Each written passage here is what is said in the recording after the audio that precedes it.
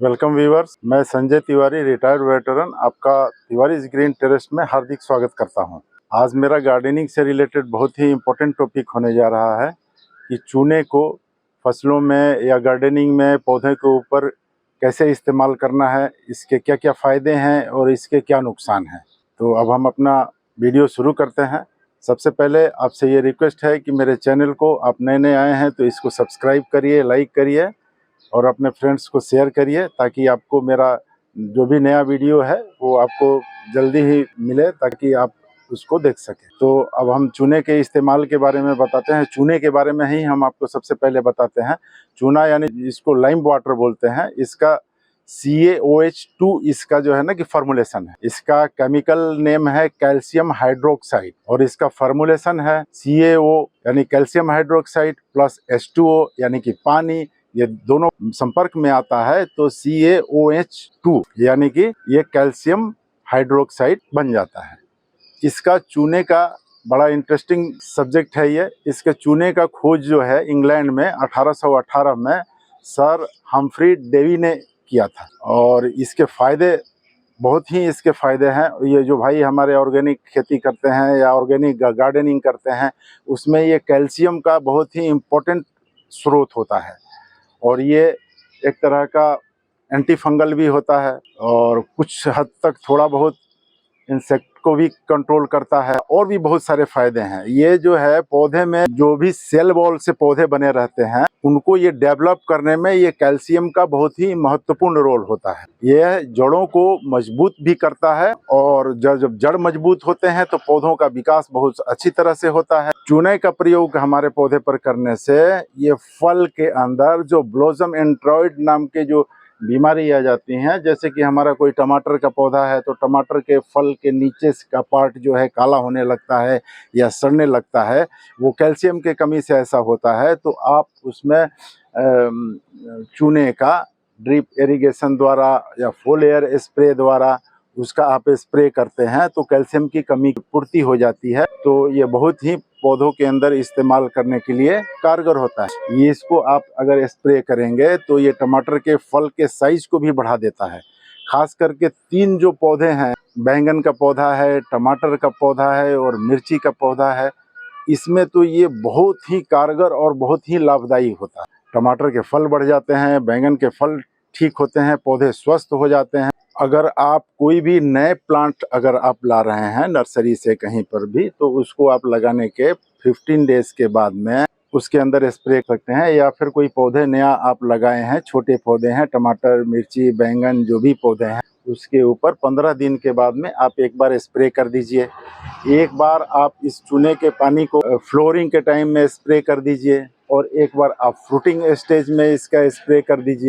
तो ये बहुत ही लाभदायी होता है। हमारे जो किसान भाई लार्ज स्केल पर जो खेती करते हैं तो उसमें जिसका मिट्टी अम्लीय होता है, वो अम्लीय मिट्टी में इसको ड्रिप इरिगेशन यानी पानी के द्वारा सिंचाई करके भी इसको आप इस्तेमाल कर सकते हैं। हमारे बड़े जो कृषक बंधु हैं, जो छोटे गार्डनर हैं, वो भी इसको इस्तेमाल कर सकते हैं। इससे क्या है, चूना जो है कि ज़्यादा इस्तेमाल करने से मिट्टी को क्षारीय बना। अच्छा, जहाँ पहले से क्षारीय मिट्टी है, जैसे जहाँ खारे पानी होते हैं राजस्थान वगैरह में, तो वहाँ की मिट्टी थोड़ा सा क्षारीय होती है। तो क्षारीय मिट्टी में इसको डीप इरिगेशन नहीं करना चाहिए। इसको आप फुल एयर स्प्रे द्वारा पौधों के अंदर या प्लांट में किसी भी खेती में आप इसको दे सकते हैं। हम इसको स्प्रे करते हैं तो इसमें हम अगर ग्लूकोन डी का इसमें मात्रा डाल देते हैं तो ग्लूकोन डी क्या है कि कैल्शियम उसमें भी होता है, फास्फोरस होता है, विटामिन डी होता है और कार्बोहाइड्रेट होता है। और इसमें हम जिंक भी थोड़ा सा मिलाकर डाल सकते हैं, जिंक सल्फेट।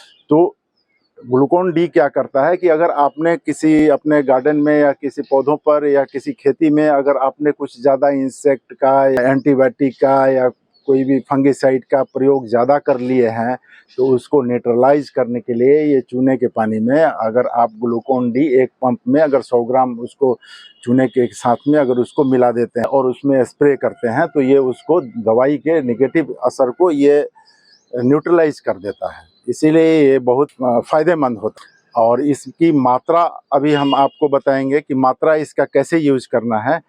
अब हम आपको प्रैक्टिकल भी करके बताएंगे। मात्रा जो है ना कि 1 गिलास पानी में आधा चम्मच ले लीजिए और उसको जो है ना कि घोल करके और मेन रूट से थोड़ा सा हट करके अलग अलग जो है ना कि उसको मिट्टी के अंदर अप्लाई कर लीजिए। मिट्टी का पहले गुड़ाई करना आवश्यक है। कोई भी आप खाद या कोई भी डालते हैं मटेरियल पौधे के अंदर, तो उसके अंदर पहले गुड़ाई करने से ठीक रहता है, ताकि जो है उसके अंदर जो भी आप फर्टिलाइजर डालें तो वो आराम से अंदर नीचे जा करके जड़ उसको अवशेषित कर। तो इसका मात्रा जो आधा चम्मच हमने बता ही दिया आपको, 1 गिलास पानी में घोल करके एक प्लांट में दे देना है।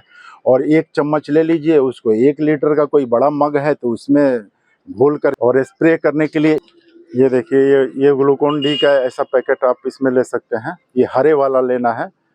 जो दूसरे है ऑरेंज कलर का आता है, जिसके अंदर की ऊपर से उसमें फ्लेवर एडेड होता है, ऑरेंज फ्लेवर एडेड होता है, वो इस्तेमाल नहीं करना है। ये प्लेन वाला इस्तेमाल करना है।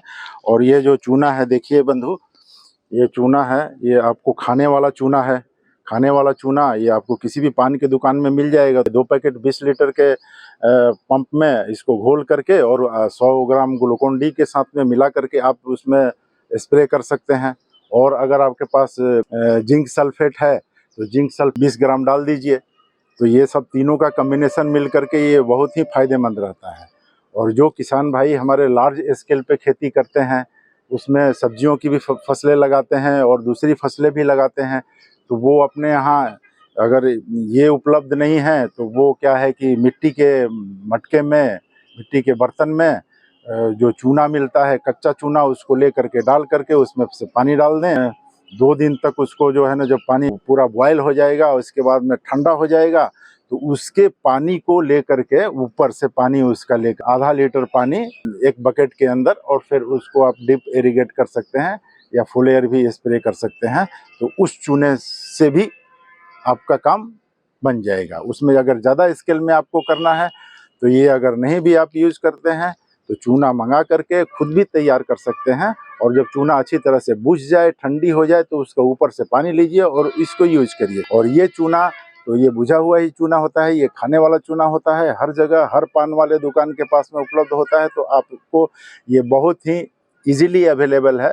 इसीलिए ये हमारा अच्छा ये कैल्शियम का स्रोत है, ऑर्गेनिक है। जो भी भाई ऑर्गेनिक गार्डनिंग करते हैं या ऑर्गेनिक खेती करते हैं, उनके लिए कैल्शियम का ये बहुत ही अच्छा स्रोत है, तो इसको उपयोग करें। अब इसका एक और उपयोग है कि इसको पेस्ट बना करके ये चूने के अंदर आप जो नीला थोथा है, तो नीला थोथा आपको ऑनलाइन भी मिल जाता है या कहीं पंसारी की दुकान पर आपको अवेलेबल हो जाता है। नीला थोथा को यानी उसका टेक्निकल नेम है कॉपर सल्फेट। वो नीला थोथा फंगिसाइड का भी काम करता है, नीले रंग का वो होता है। तो उसको आप मंगा करके उसके अंदर 2-3 चम्मच चूने के में डाल करके 2 चम्मच, और उसको पेस्ट बना लें। और पेस्ट बना करके जो भी आपके पास बड़े पौधे हैं उसके तनों में उसका लेप लगाइए, जो कि अभी हम लेप तैयार करके रखे हुए हैं, आपको दिखाएंगे।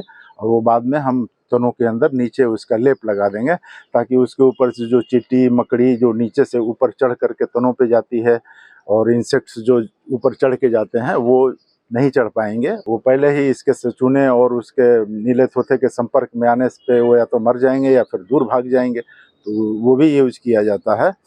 तो ये देखिए हमारा कितना ये लाभदायक है ये चूने का प्रयोग। व्यूअर्स, जो कैल्शियम की कमी से जो हमारे प्लांट्स के तने जो फटने लगते हैं, उनको भी ये कंट्रोल करता है। क्योंकि जब इसको हम देते हैं ड्रिप इरिगेशन द्वारा या स्प्रे द्वारा, तो कैल्शियम पौधों को मिल जाता है, तो वो बीमारी भी दूर हो जाता है। अब हम इसके साथ में जिंक सल्फेट है, जिसमें 33% जिंक है और 15% सल्फेट है, जो कि ये इफ़को बाज़ार पे 1 केजी का पैकेट लगभग 120-25 रुपये तक आ जाता है। तो इसका मात्रा है 2 ग्राम पर लीटर पानी में डालना है। तो अगर 2 ग्राम से हम कुछ कम ही डालेंगे, इसके अंदर जब घोल मिलाएंगे तो उसमें हम 2 पैकेट चूने का डाल देंगे और इसको 25-30 ग्राम इसमें ये डाल देंगे और 100 ग्राम ग्लूकोन डी बना लेंगे। तो उसका घोल बना करके और पौधों के अंदर उसका डालेंगे। तो आइए देखते हैं कि इसको हम किस प्रकार से तैयार करेंगे। ये बड़ा बकेट है 20 लीटर का, इसमें हम 2 पाउच चूने का डालेंगे और उसके अंदर जो है ना 100 ग्राम ग्लूकोन डी जैसा आपको मैंने बताया है, और ये जिंक सल्फेट ये 30 ग्राम के करीब डालेंगे।